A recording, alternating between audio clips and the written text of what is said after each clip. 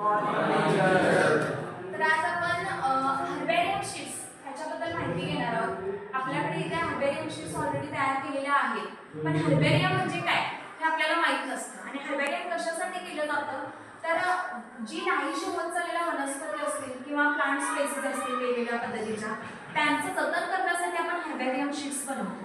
आणि हे तुमच्या सिलेबसमध्ये घातलेलं आहे की हर्बेरियम शीट्स कशा बनवल्या जातात.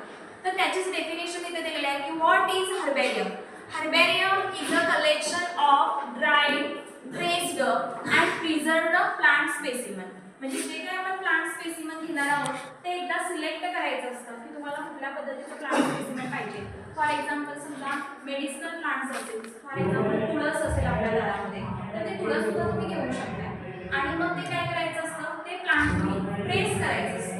अशा पद्धतीनं हे प्लांट तुम्ही प्रेस करायचं, सिलेक्ट करायचं अगोदर, मग ते तुम्ही बुक्समध्ये वगैरे प्रेस करून ठेवायचं आणि रोजच्या रोज ते ओपन करून बघायचं, जेणेकरून त्याला हवा लागल्यानंतर ते काळं पडू नये किंवा त्याच्यावरती ब्लॅक कलर येऊ नये.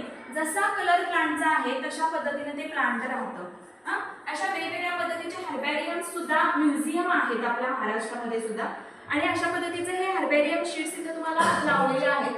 तर हे प्लांट आहेत, तर अशा पद्धतीने हे कलेक्शन करून प्रेस करून प्रिझर्व करणं म्हणजे झालं हर्बेरियम. हर्बेरियम म्हणजे जे प्लांट तुम्ही प्रेस करून ठेवलेलं असतं, माउंट केलेलं, हे माउंटेड करणं म्हणायचं ह्या शीट पेपरवरती.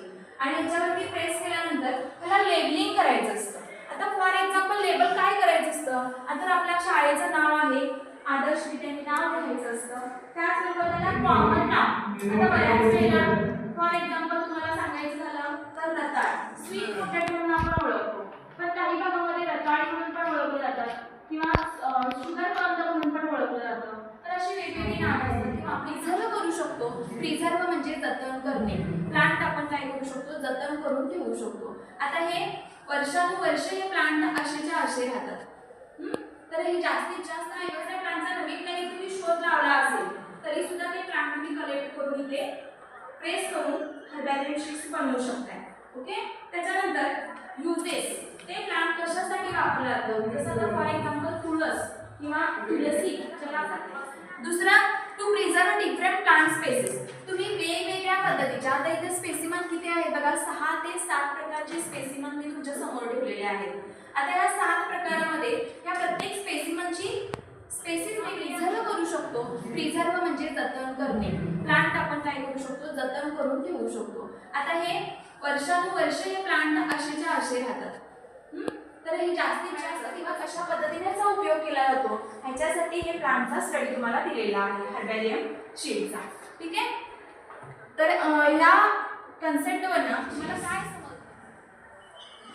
Herbarium sheets, first select a plant and then preserve it in a paper and then take a fulfill information of important information and give its label with a botanical name and common name.